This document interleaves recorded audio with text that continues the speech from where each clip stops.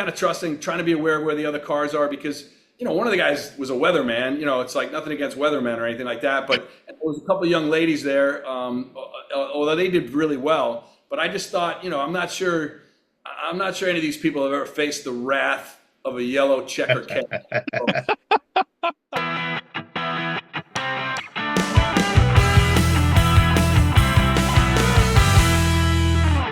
Hey, everybody. Welcome to another edition of the Talking About Cars with Randy Cardoon podcast featuring the one, the only Hot Rod Bob Beck, because everybody has a car story. Today on the program, Bob, we are going back to the beginning. How the very first Talking About Cars began in 2014, 10 years ago. That's right. Back in the olden days. I think it's a crazy world. Not only was it at a place that is known as a hotbed for racing in Southern California, but certainly at the once-a-week home of the one, the only Hot Rod Bob Beck, Irwindale Raceway.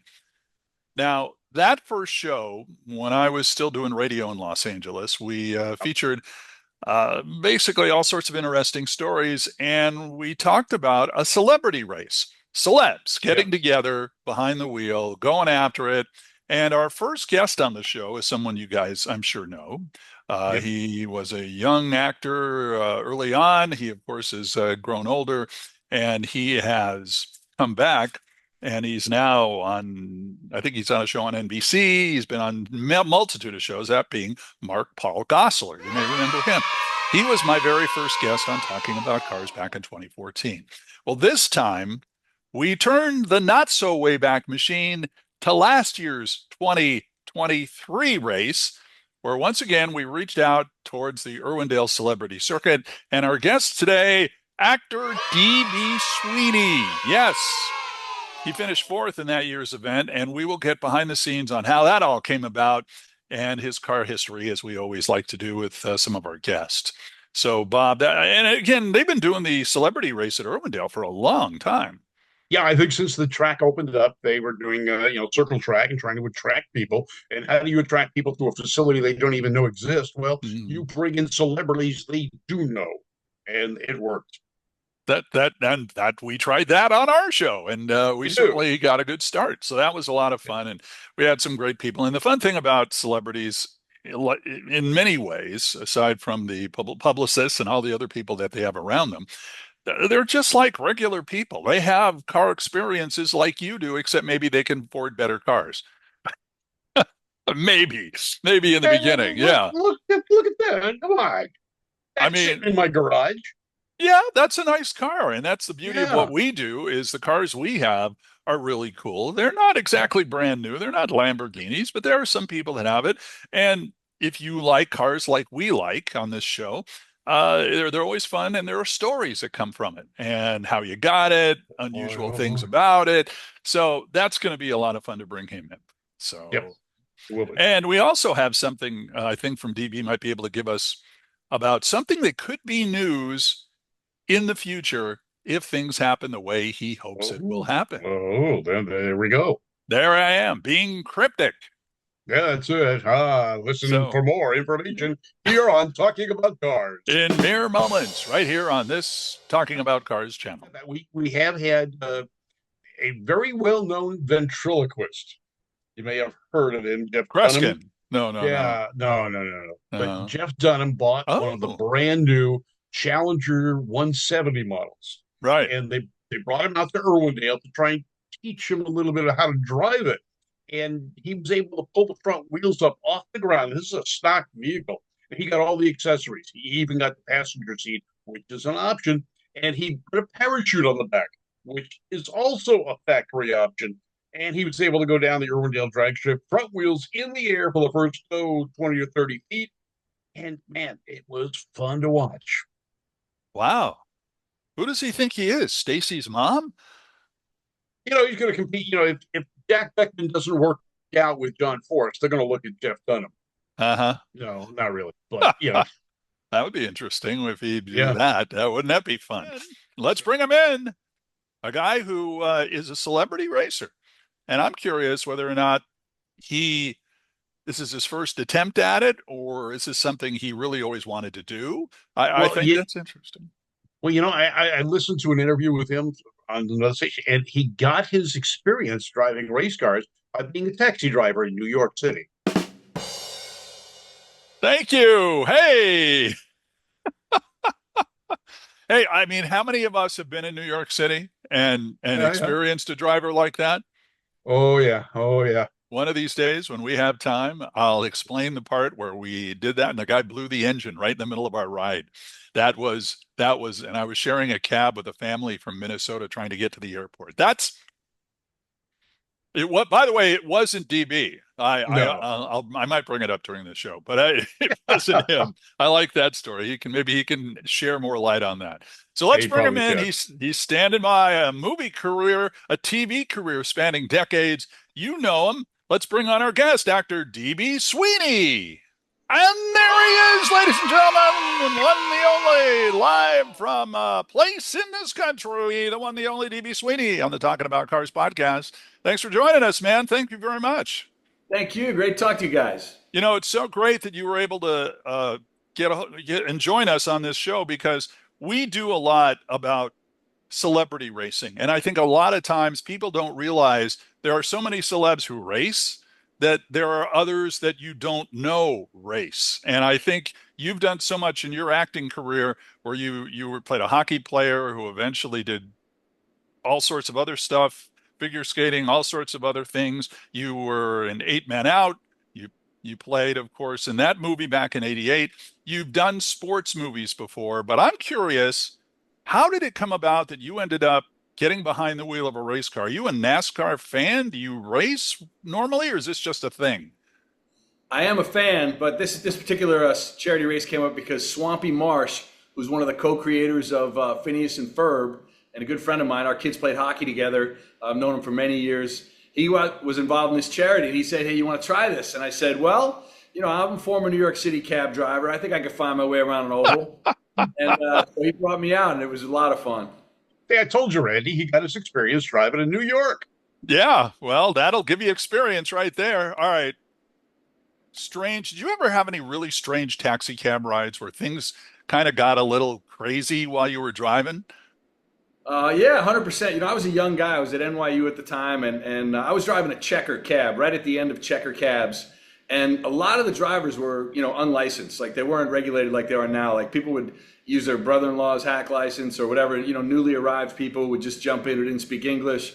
So there were times when you'd have little fender benders, and normally you jump out and try to say, "Hey, what's going on? Let's exchange information," and they would just take off. So I had the checker, so I won every collision anyway. Yeah. So it wasn't really a problem. And they would be in like the newer cars, and with the bumpers that crumple the way Detroit designed them. And but the checker cab was, I think it only loses to a Sherman tank in a bumper to bumper. Yeah, I think you're right. Yeah, I think that body style stayed in production for decades, and it just made the front bumpers bigger because you got to get people out of the way. Yeah, it was really well designed. I mean, it was built for urban warfare, and that's what it was utilized for by me. wow. That's interesting. Once I went there and we were trying to get from Long Island to the airport, and not only did the car's engine blow up during a taxi cab ride, but two other guys came by and tried to steal his fares, and then they got into a fisticuffs, and we're just like, okay, well, this is interesting. And then so we ended up on a bus, and then the bus happened at a terminal, and these two guys started getting into a fight, and I went, well, this is so intriguing to find out how the transportation department in New York really, really works. You are from New York, and I read a story about how you learned to get rid of your New York accent. That's true. Tell us a little bit about that. Yeah, this casting director, Lou DiGiamo, who was, a very famous casting director in New York in the 60s, 70s, 80s. I met him as a young actor, and I sounded, that TV show Entourage. I kind of sound a little bit like Kevin Connolly's character sounds on that show. And, very thick Long Island accent. And I went in and had an audition with this guy, Lou DiGiamo, who's a big Italian guy, 300 pounds with a cigar. And I finished my audition, and he goes, "Kid, you're very good, but you don't look like you're from New York, so you can't sound like you're from New York." And I really didn't know what he meant. but I knew it was good advice. So I took a pencil. I had this speech coach, and I put the pencil in my teeth. And every night I would read Shakespeare's sonnets and try to read them as clearly as I could with a pencil in my mouth, and try to read them with no accent. And it took 2 years, but after a while I could not only not have a New York accent, but I could do other kinds of accents as well. So it was just kind of hard work and trying to get rid of it. And it was good advice that I finally understood when I saw The Sopranos, because he was saying to me, you're not going to get hired for The Sopranos. You're going to get hired for the cutting edge. You're going to be the guy from Minnesota. You're going to be the guy from Canada. You're going to be the guy from Texas. You don't look like a New York, Italian, Greek guy. So there's going to be limited roles for you in that world. And it was very good advice. See, once again, you learn more than just automotive knowledge and car stories when you listen and watch the Talking About Cars podcast. See, this is something we give you as a public service. All sorts of interesting stuff. So you grew up there. You also moved on. What was your first car? Let's just go back to the start. My first car was, I was just out at NYU, and I was living in Hell's Kitchen in a really, really crappy, dangerous walk-up apartment. Before Hell's Kitchen became, like it is now, it's very bougie. But back then it was one of the worst ghettos in New York, and very dangerous. We had a guy murdered in our front doorway. Like, we didn't have a doorman or anything, obviously, just a buzzer door, and there was a guy killed right there. And so a lot of adventures. My brother and I were roommates there. So anyway, I started wanting to get out of New York City, like go to the Jersey Shore, go to the beach or something, back to Long Island where I'm from. But I didn't have any money, so I bought this car. It was an orange Volkswagen Rabbit, and boy, was it a piece of crap. And it was like, you could park it anywhere and nobody would bother it. So I'd park it out on 12th Avenue or something like that. And then I left town once for about 3 months, and I came back and it was gone. And so I went to the cops and I was like, hey, I think, was my car towed? And they said, nope. And I said, well, then somebody must have stole it. And I said, nobody would steal that piece of crap, not with all these good cars on the road. And the cop told me, no, sometimes they steal really crappy cars because it's more, if you want to do a robbery, you roll up in a Bugatti, they're going to be able to say who drove away, but you roll up in a crappy orange Rabbit and people might not notice you. Did you ever find out what happened to the Rabbit, or? It never turned up. It disappeared into the vortex of memory. The Rabbit escaped. That's a different approach, yeah. The first good car I had was when I moved to LA a few years later. I bought a 1965 fire engine red Mustang Coupe. And that was probably the best car I ever had. It had no air conditioning, though, because in 1965, I guess, people were tougher and they didn't need it. But driving around LA, and especially the Valley in 110-degree weather with no air conditioning, trying to go to an audition and not show up like you just stepped out of a steam room, I had to get another car. So I had a great love affair with that car for 5 or 6 years. Unless your role really meant you needed to show up looking like that, then it would have worked for you. Yeah, I'll tell you what, some post-apocalyptic role, I probably would have got it. There you go. Yeah. So method acting, right? Yeah. So the first new car I bought I was back living in New York again, and it was an Alfa Romeo Spider, Veloce green, and it was a convertible, and it was just the coolest little car. And I was making a little money then, so I got a garage in New York, and this is almost 30 years ago. The garage in New York was $400 a month, and I was like, I have friends out in Texas and places around the country that are paying less than rent than I was paying for the rent for my car. Oh my gosh.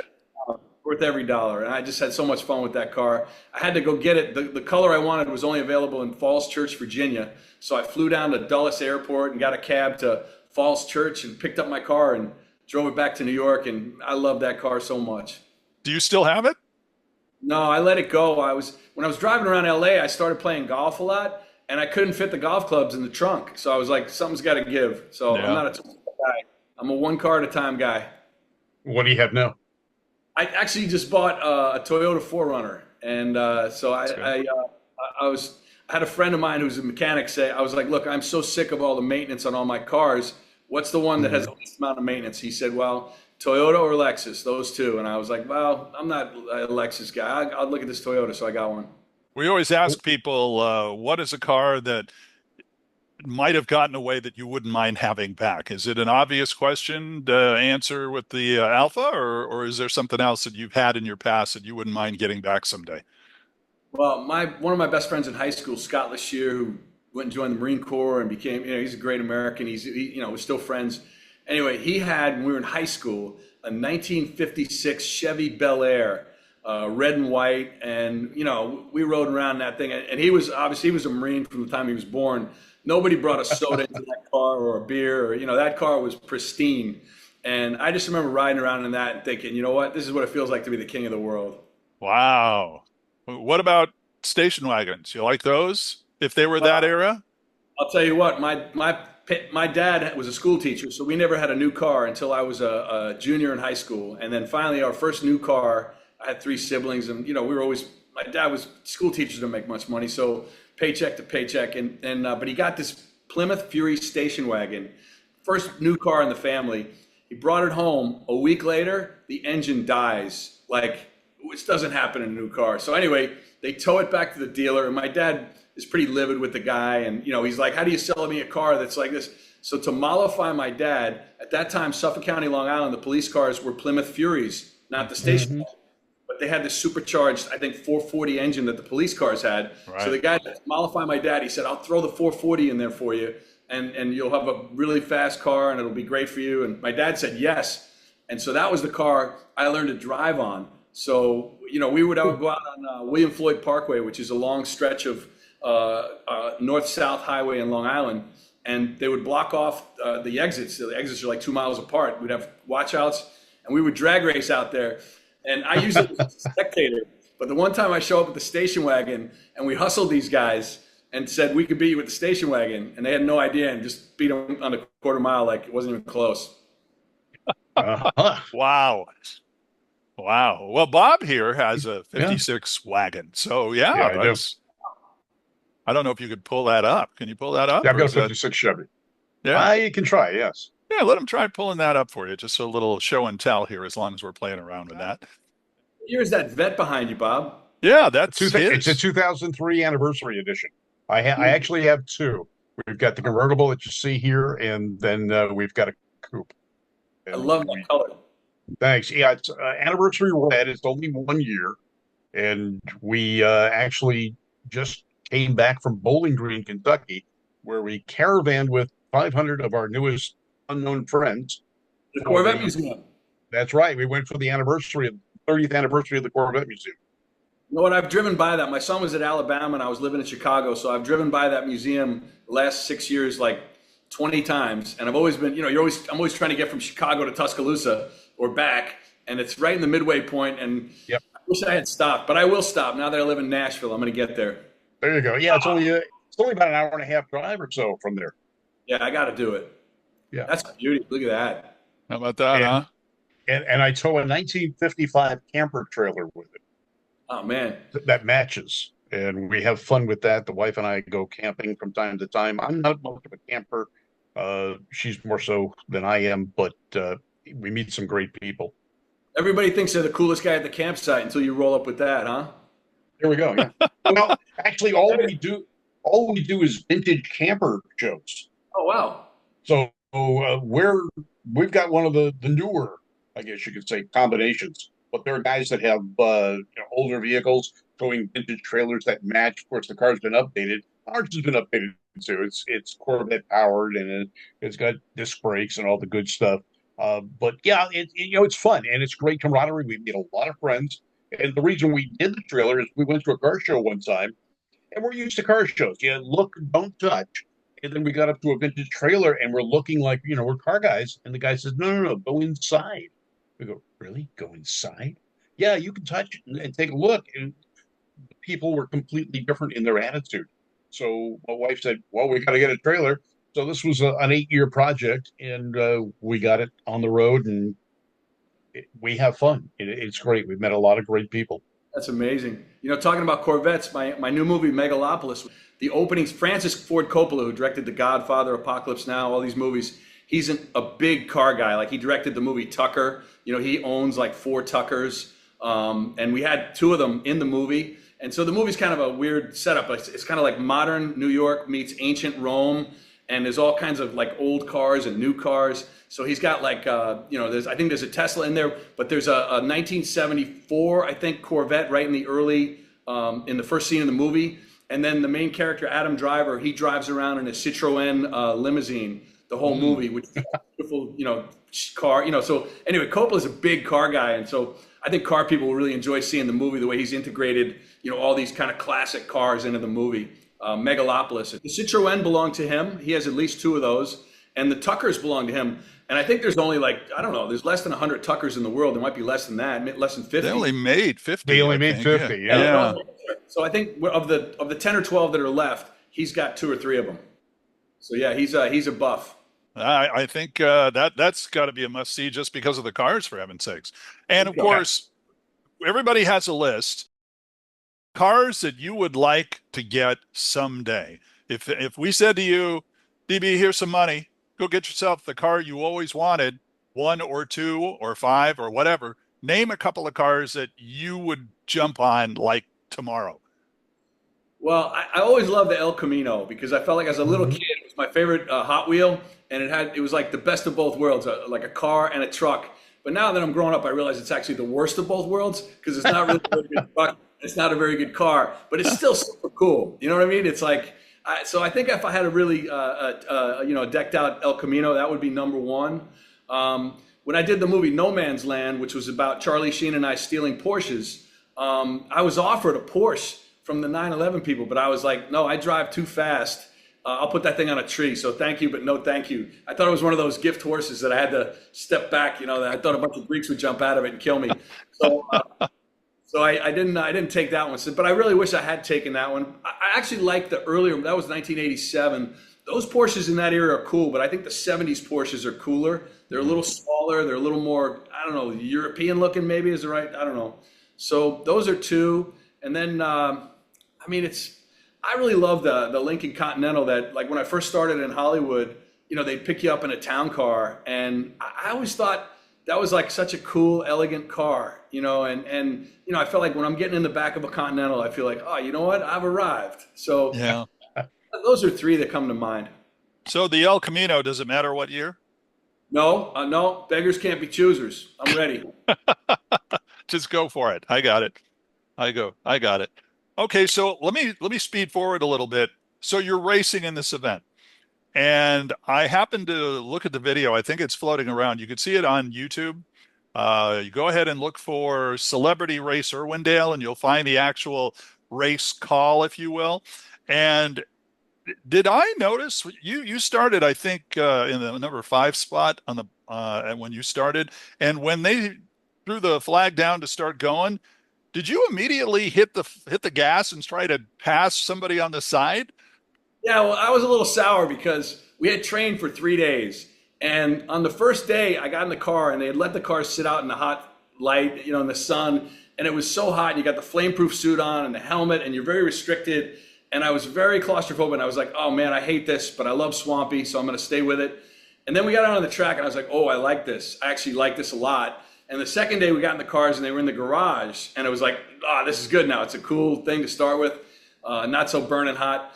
So then the third day of training, they gave us a big speech because the guy who owns the track and owns all the cars, he's trying to raise money for the charity to help find a cure for the disease that his daughter suffers from. So he gave us a speech where he said, listen, last year or the year before, somebody put one of these cars in the wall, and that cost $60,000. And that meant that we didn't raise any money for the charity this year. So I know they didn't really mean to do it, but if you guys could just really be careful with the cars, I know your competitive juices are up, but just kind of take it easy. So that was the third day.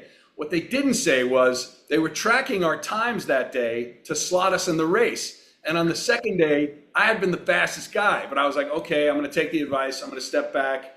And so, anyway, so on the third day, I followed the rules, which is never a good idea. And I ended up getting slotted 5th. And I'm thinking, well, this is not a long enough race for me to catch all these people. So I got to have to go back to New York City cab driving techniques. And so, yeah, I did everything I could. And I finished 3rd, which is a pretty good accomplishment. I had the fastest lap of the race, which was a good accomplishment. But there was just no way to catch those guys with that big head start. Yeah. Yeah, they had the top 2 guys actually did have a pretty good start on you. The soap opera star, Thad Luckenbill, and of course, Swampy, who you talked about. They were neck and neck to the point where I hate to say it because when you watch NASCAR races or any race, you're always looking at the top 2 guys, but you never see where everybody else is unless there's an accident. Right. So we did not see your car. We wanted to get your car up here, but we could never find a good shot of it because they were always concentrating on these guys. Bunch of Oh front well. runners. Yeah, exactly. Talk about being front runners for heaven's sakes. You So remember what your lap times were? Uh, I want to say I had one right around 20. Okay, so you figure it's a half-mile track, Yeah. 20 seconds. I think My top math's speed not maybe good. 110 maybe top speed because it's not that long. You got to start slowing down in the corner. Yeah, if you were doing 1 minute laps, you'd be doing 60 miles an hour. No, you'd be doing 30 miles an hour. So if you were doing 30-second laps, you'd be doing 60. So yeah, you were doing probably close to 80, Yeah, I think that I is think. including the speed on the turns. You got to get it Yeah, down to like 50 or something. But I love the whole thing. That short track in the beginning was kind of yeah, frustrating because you couldn't really air it out. But at the same time, you're more actively driving than if it was say a mile track. I think. But I'd love to do yeah. something else. Do it again. I was hooked after that race. That was so fun. Well, you got plenty of areas around there to do that, and you can even go up to that Corvette museum we talked about, and they've got a track they'll put you on. Really? yeah, Yeah, but you have to have a Corvette though, don't you? no, they'll provide the Corvette. Oh, Wow. they'll give you it? I Well, was in they don't South give it to Carolina. you. Oh, sorry. Go No, ahead. that's all right. Go I went ahead. to the BMW proving grounds in Greenville, South Carolina, and drove Yeah. out there. And they weren't about speed; they were about precision, going around cones and stuff. And I just brushed one cone, and the guy yelled at me, and I was like, "What are you yelling at me for, man? It's trying to have the fastest time, you know? It's a cone. That wasn't a baby carriage." No. Those BMW guys, they can be really sticky. Yeah. How long did it take for you to get used to you being in the car? Because, like you said, it's kind of claustrophobic. It's not like you have a rear view mirror. It's not like you know where everybody is. Did they have guys talking to you on your headset to try and explain to you where you're, when to move and when to try and change lanes? Yeah, one of the really smart things they did was from the first day of practices, you have a dedicated guy who's your guy. So he's kind of learning your style, your communication skill, and all that stuff. And we basically learned after the first day, it's like, don't coach me along, just tell me important stuff. And that worked out great. And so yeah, he would say, you're good, 10 more feet, go, hit the brakes. Like it was pretty good. But after a while, he just let me go, and I was better just doing it kind of instinctively because I think my technique wasn't exactly the classical way they were doing it, and I was kind of coming in hotter and going down lower quicker, and so it was I was kind of trusting, trying to be aware of where the other cars are because one of the guys was a weatherman. It's like nothing against weathermen or anything like that, but there was a couple of young ladies there, although they did really well. But I just thought, I'm not sure any of these people have ever faced the wrath of a yellow checker cat. No, you're probably right. Yeah. Well, okay. So I just happen to have a list of the people in the race. I want you to give me a short opinion on how they did or what kind of racers they are. For example, we'll start off right off the top. You and Steve Howie, who's been a well-known actor. He's been in several movies and television shows. And so he's in the car. He's going basically back and forth with you for third place. So what kind of driver is he? I thought he did a good job. I mean, we're both obviously trying not to wreck the cars, but we both trying to get up to the lead also. So I thought he did a good job. And I don't know technically how to describe his technique, but I thought he was a fun competitor. Yeah, he apparently did a thing at the end of it where he opened a couple of Coors beers and basically downed them both at the same time. I don't know about his That's a technique, skill. but that technique Very really strong. impressed me. I don't know. Special skills, yes. Let's see. Adrian Pasdar, you know him from being in other movies with him. Yeah, Adrian's an old buddy, and I always say this about him as a race car driver. He's a very good sailboat captain. Love it. Yeah, there we go. Very good. You mentioned the young ladies, Anna Faris. We all know her from movies and TV. Anna Faris surprised me. She was, she was very focused, very competitive. She was fun to be around. I really enjoyed her. Yeah, she says she's gonna, at least on the video, she said she wants to come back and do it next year. So Amanda Righetti. Amanda Righetti, who's really good in the movie Reagan, by the way. She plays Ronald Reagan's mom, and She was terrific. I mean, it's very hard to be chauvinistic about these two ladies. I want to make every kind of joke I can about woman drivers, but neither of them qualify. All right, very good. I think he just got out of that. I think he just got out of that really Kind well. of, yeah, Yeah, yeah. It's I'd just, say. but they're still women. Yeah, well, don't go there, Bob. I won't go there. You need to not sleep on the couch tonight. That's Uh, right. If I say any more, couch time. let's see. What about Swampy? He's a guy that's been racing for a while. Yeah, I mean, Swampy's clearly the most skilled guy, and he's really smooth, and I thought he was the guy to beat, but Thad surprised me, and he was balls to the wall in a great way, and I'd love to have another shot at him. Yeah, they did very well, and there were some other people in there as well. We don't have to go into, but it was fun to watch because at the end, you guys had such a good time, and that's the one thing about these races that are so much fun.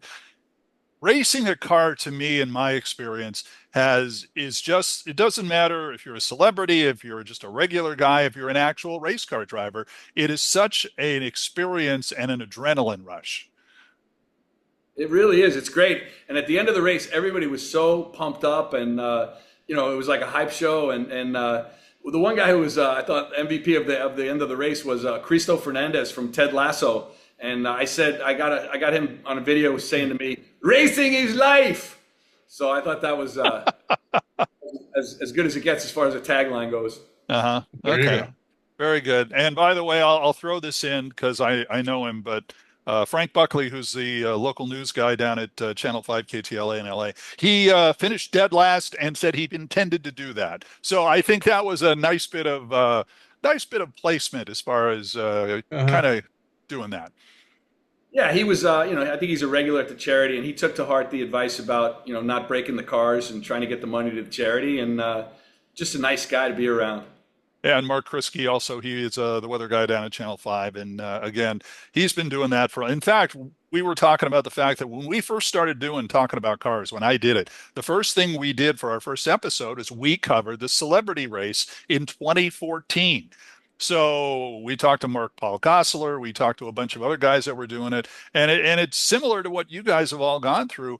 Is you get a guy who's in there who really gets into the car thing. In fact, what is it about actors per se, celebrities somewhat, but they just aim for racing? Is it the adrenaline rush? What is it about people like that? You're talking Paul Newman for a long time, Frankie Muniz, Patrick Dempsey, James Garner, Steve McQueen. These are all guys established that just went like a moth to a flame when it came to racing. Yeah, Jason Priestley's a friend of mine. He's into it too. He actually had a serious crash, really damaged his foot. But I don't know. I mean, I think part of it is, as an actor, you're sort of like the place kicker on the football team. Like, everybody needs to block and do their thing and get you in position, and then you come kick the field goal or the extra point. So at a certain point, you're very dependent on all these other people. I think the appeal of racing, or some people are interested in being musicians, being out front of a band.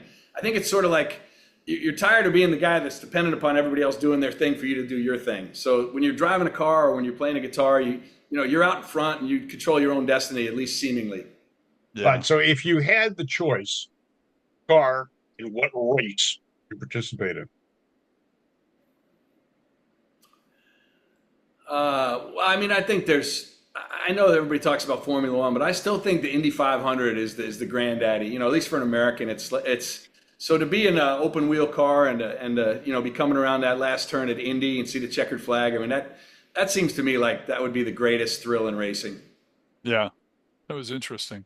There was an interview you were in a couple of years ago, I believe, where you talked about how if you had a chance, you would love to do some sort of movie, whether you write it or you star in it or act in it, dealing with NASCAR. Yeah, I mean, I think, Days of Thunder was a good movie, I thought, and Talladega Nights is a hilarious movie.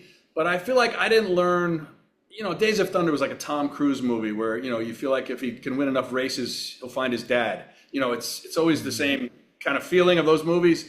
And he does a very good job with it. I'm not trying to be critical. And Robert Duvall was amazing, obviously.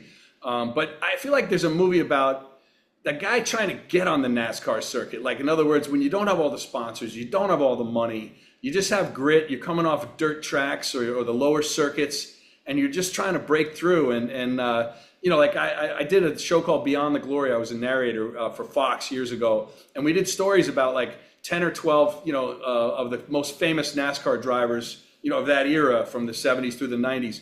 And they all seemed to have the same story. They started riding go-karts when they were little kids. They moved up to smaller sprint cars, but it was all like hard scrabble, talent-driven ascent. Mhm. And then they get to a point where they have all the best mechanics, the best equipment, the sponsors and everything. So I think once they're superstars like that, it's not as interesting as the guys trying to break through that level. So that would be the story I'd want to tell. That's an interesting idea. Yeah, so the guys that start out like at Irwindale and work their way up from the entry level lower divisions and work their way through the different programs into a NASCAR. And we've seen that here in Southern California. Sure. We used to have Saugus Raceway, where a Right. lot of beginners started there, and they run the hobby stock, just was the least expensive car you can get into, and then worked their way up, and a few of them made it to the top ranks of NASCAR. Well, that's funny you mentioned Saugus, because that's the track. When I did the movie I mentioned earlier, No Man's Land with Charlie Sheen, Mhm. they gave us 2 weeks on that track with the stunt guys and the stunt drivers. And that was really great. That was a lot of fun teaching, but it wasn't really about, it was more like about stunts, like take a car at 50 miles an hour, hit the brakes, pull the emergency brake and do a 180 and then pull, we're doing that kind of stuff, which is pretty fun. I mean, that's fun stuff to practice. And so I had 2 weeks of that out at Saugus. So I have great memories out there. Well, you knew how to do that from being a cab driver. That was normal. Absolutely. It's actually harder in a Tecker because it's not a handbrake. You got to stomp on that thing with your left foot. Well, that's certainly a skill that have you had the chance to use it recently? I mean, Tennessee seems to be wide open country as far as driving. Yeah, I'm going to have to check on the statute of limitations with certain violations. Absolutely true. Yeah, we were down in Tennessee a couple of weeks ago for the film festival down there, and it's a beautiful area, and there are a lot of car people that are down there too. People who are really into wheels. I think Ricky Nelson's sons, the late Ricky Nelson, his sons were down there, and they were big car people. So it's amazing to me how that works sometimes. You're going to go golfing. Any competition in the golf carts? You know what? I tell you what, one of my only useful idiot skills is if you give me a gas-powered golf cart, they're mostly electric now, but the old school gas ones are so awesome because if you take a golf tee, you can override the governor and you can get those things up to about 40 miles an hour, which coming over towards a water hazard, that's real speed. Wow. That's something where you're going to have to get behind the fence just to be able to watch him play a regular round of golf. Yeah, that's golfing tips on talking about cars. we've got everything here. I mean, you just make sure you show up again, and we'll have all sorts of interesting things for you. So that's pretty fun. By the way, did you know that other people who have driven cars, raced cars? I was looking it up, and Mr. Bean, Rowan Atkinson. Yeah. He is a big car guy. He actually owned a McLaren at one point. Oh, wow. And here's a thing that I just was really surprised about. Remember Walter Cronkite? Yeah. Yeah. Walter Cronkite, before he became the chief guy at CBS News, the anchor that we trusted and all that other stuff, apparently he was a race car driver. Amazing. I mean, Didn't know that. I worked with James Garner like racing too. Remember Rockford? He used to love racing. Right. We did Fight the Sky together. He was a big race driver earlier and a big buff as well. Oh, absolutely. Yeah, he won Baja Right. with an Oldsmobile of all things. I think he still had it. Well, it was on display in at the Mendenhall Museum up in Buellton for a long time. He was one of the last Hollywood stars. I mean, what a great man to be around, and what an example. Like, they're really not making him like him anymore. And it's almost like some of the other guys you mentioned, Paul Newman and Steve McQueen. It's just a different era of Hollywood actor where guys are guys instead of now where guys are trying to be something else. Yeah, no, we talked about Saugus. He was a regular there on Saturday nights for the stock car races, and I was working crash crew there. He was there. You'd see him in the stands. He was just one of the guys, and he'd bring his stunt double with him. Oh wow! His stunt double was bringing him. I don't know which one it was. But they were always in the stands on Saturday nights watching the races, and it was He was, one of those celebrity sighting things, but he was just one of the guys when he came there. Kind of like Newman was when he went when he was racing the CCA. He's I'm not Paul Newman the actor. I'm just one of the guys. Speaking of stunt doubles, I made a movie with Peter Yates called Roommates, and he was the director of Bullet. And he told me a story about Steve McQueen. I was always asking him, "You got to tell me about Steve McQueen. He was one of my heroes." And so he said, the iconic scene in Bullet where he pulls the Mustang back and does the squealing 180 and then flies out of the shot. It's like all one. It's a very it's an iconic shot.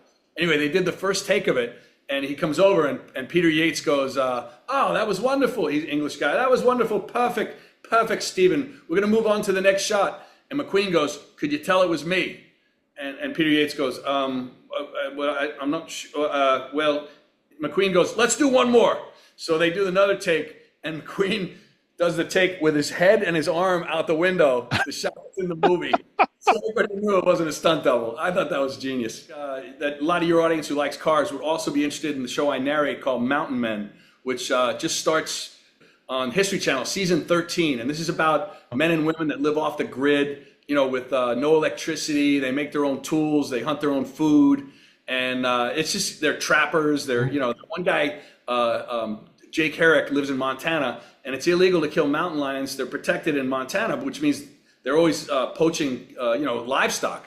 So he has dogs that they chase the lions back up the mountains to sort of retrain them. Don't come to this ranch. So he and his dogs are chasing mountain lions up the hill. It's it's amazing. And there's another guy in North Carolina who resuscitated a 100-year-old lumber mill, and he makes his own wood. These guys are just, it's great. It's very escapist, sort of like a simpler life. None of these guys know what an iPhone is. They're just, it's great. And they're making canoes, they're doing things, and it's really, really fun show. So it's on History Channel. There's 13 seasons of it. And the new season, I'm not saying this as a hype to be a hypey guy, but I really think it's one of the best seasons ever, because they brought back one of my favorite characters, Marty Maiorato, who flies a little flimsy plane into like the harshest part of the Alaskan tundra and traps animals. It's like he'll fly the plane and park it, and then a blizzard comes in, and the next day he's like, "I hope the plane starts, otherwise I'm going to freeze to death." And of course he's not, because there's a camera crew, but it's recreating some things that have actually happened to these guys. And there is danger. One guy's on the Iditarod with dog sleds. It's awesome. I really recommend people watch it. Mountain Men on the History Channel. When you got this, did they come to you, or did you hear about it and show interest in that? Or how do these things come about where you get something like that? Well, voiceovers is a very separate world from acting, and I kind of established myself in that world. A while ago, I was the voice of Lincoln Cars. There are those who travel and those who travel well. And then I was the voice of Bud Light. For the great taste that won't fill you up and never let you down, make it a Bud Light. And then dozens of other ones. I was the voice of the Oprah Winfrey Network. So I was kind of established at that time when Mountain Men came. And I wasn't really a big fan of reality TV. So I thought it's kind of a silly world in a way, because there's a cameraman there, help the guy, throw the guy a rope. But so anyway, so I thought about these mountain men. I thought I'll be the fifth mountain man. Like my voice will be like a mountain man. So as an actor, I thought I'll just make this character. So I started doing the voice like deep in the woods of Northwest Montana. And it was kind of an over-the-top, dumb sound, but they loved it, and the show became a hit. So now after 13 years, I'm still doing that voice, even though, the show has evolved, and, but it's great fun. I mean, I love voiceovers because I grew up as a young actor and as a young guy, big fan of the radio, Bob and Ray and comedy shows and stuff like that. So I love, they say the theater of the mind. I think that's a great expression about the radio. And with voiceovers, I feel like I can kind of keep that alive a little bit. So you envision yourself wearing a lot of plaid and dungarees and that kind of stuff while you're doing it, right?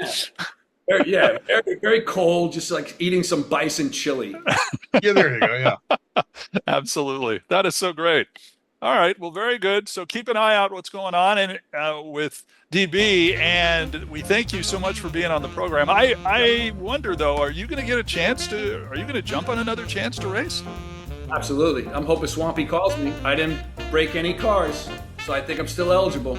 Yeah, I think you're right. I think you're absolutely right about that. So again, DB Sweeney, thank you so much for joining us here, and it's been great having you on the program. That'll wrap up this celebrity race edition of the Talking About Cars podcast. If you guys like today's show, how about giving us a thumbs up on YouTube when it gets? Thanks to DB Sweeney in Tennessee, Hot Rod Bob in California. I'm in our Washington State studios.